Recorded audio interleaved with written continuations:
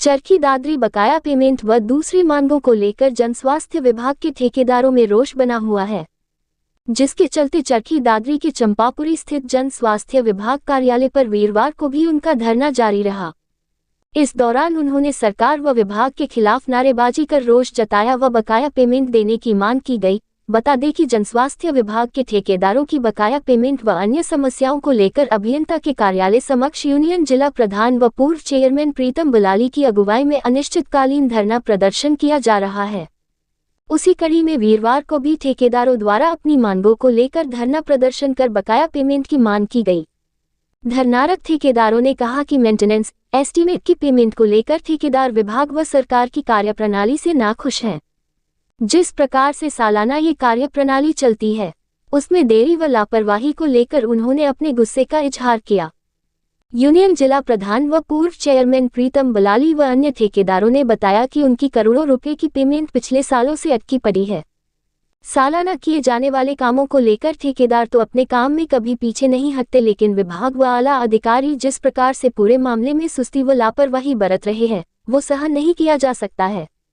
उन्होंने कहा कि शहरी व ग्रामीण क्षेत्रों में किए गए कामों की पेमेंट ही काफी अधिक हो चुकी है।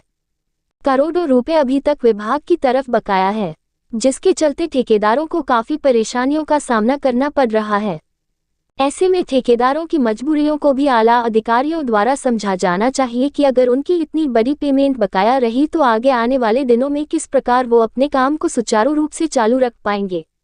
अब बारिश का मौसम भी आ चुका है, ऐसे में काम को बंद हो जाने से आम नागरिकों को होने वाली परेशानियों की पूरी जिम्मेदारी सरकार व आला अधिकारियों के लापरवाह व सुस्त रवैये की होगी। उन्होंने शीघ्र बकाया पेमेंट की मांग की है। सबसे पहले तो आपको चैनल का धन्यवाद, जो हमारी मांगों के बीच में आप उठाने के लिए आए। हमारी मुख्य रूप से यहाँ लगभग 3 डिमांड है। एक डिमांड तो ये है कि जो हमारे मेंटेनेंस के ऊपर जो काम करते हैं ठेकेदार, शहर के अलग और गांव के अलग, उस मेंटेनेंस की हमारी पेमेंट नहीं हो रही।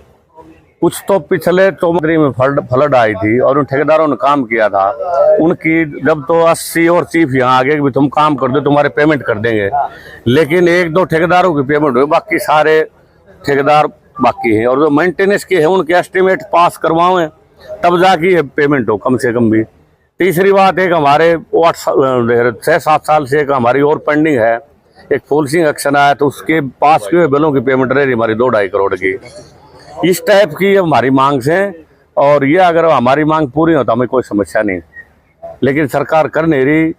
कुछ रुपये तो 2-2.5 करोड़ तो 6-7 साल के हैं, और बाकी पिछले 2 साल के 3 साल के रुपये पड़े कम से कम 15-20 करोड़ रुपए। ये हमारी गलती नहीं है। पीछे भी हमने 1.5 महीनों पूरी हड़ताल करी थी, और वो हड़ताल पूरा हरियाणा में चली थी। छोड़ की 1-2 जिलों को, रेवाड़ी, बंदरगढ़ और मेवात को छोड़कर पूरे हरियाणा की हड़ताल हुई थी। वो हमारी चंडीगढ़ में एक मीटिंग हुई थी जिसमें 7 चीफ और EIC थे। उस वक्त भी जितने भी हमारी जो डिमांड थी वो सारी पर बाई एक डिमांड पर हमारी सारी सहमति हो गई थी, तो उस टाइम कुछ पैसे आ भी गए थे। लेकिन वो पिछले साल की समस्या उसी प्रकार से फिर ये समस्या पैदा होगी, क्योंकि जब तक पैसे ही नहीं मिलेंगे तो काम कैसे होगा। हमने तो पहले एक बार DC को ज्ञापन दे दिया था, भी 1 हफ्ते का टाइम दिया था, हमारी पेमेंट कराओ नहीं तो हम धरने बैठेंगे। हमारी कोई गलती नहीं, हम पहले प्रशासन को सुझाव दे दिया था हम ऐसे करेंगे, इसलिए हमने 16वां दिन है। ठीक है, कल थोड़ी बहुत LOC यहाँ आई है, कुछ पैसे आए हैं, लेकिन वो पैसे में गड़बड़ है। पीछे एक बार पैसे आए थे, सिर्फ 2 आदमी को दे दिए 2 करोड़, और ये सारे बैठे के सारा का 50 लाख भी बटन आए। अब उसी प्रकार से अब रुपये आए हैं। अब फिर ऐसा ना हो जाए कि 2 आदमी रुपये ले जाएं, हम ऐसा काम नहीं होने देंगे। हमको सबको बराबर पैसा चाहिए। तो ये हमारी 3-4 मांग से, अगर ये मांग हो जाए तो हमने यहाँ बैठने का कोई ताव नहीं है। अगर हमारी मांग पूरी नहीं हुई तो हम इसी प्रकार से बैठे रहेंगे लगातार। और ये धरना दादरी का ना होकर ये पूरे हरियाणा का धरना रहेगा, और आने वाले विधानसभा में अगर हमारी मांग नहीं मांगी तो हम सरकार के खिलाफ जाकर इसको कील ठोकने का काम करेंगे। नसीब गसोला भाई, पत्रकार महोदय, इस बात का तो फैसला अधिकारियों को और प्रशासन को करना है। ठेकेदार भाई तो अनिश्चितकाल हड़ताल के लिए बैठे हुए हैं, अपने धरने पर बैठे हुए हैं, ठीक। और रही रोड जाम की अन्य विषयों की, इस विषय में अभी कोई आगामी रणनीति नहीं बनाई गई अभी, ठीक। अभी तो सरकार से उम्मीद है, प्रशासन से उम्मीद है, अगर इस बारे में कुछ सकारात्मक विचार विमर्श करके इस बात को सुलझा लिया जाए। ठीक, वो तो आगे की रणनीति होती है, बाद में अगर कोई मामला नहीं सॉर्ट आउट होता है तो। ठीक, आगे बोलो भाई। आने वाले विधानसभा चुनाव में सरकार के खिलाफ पुरजोर विरोध किया जाएगा इस बारे में, अगर ये समस्याओं का समाधान नहीं हुआ।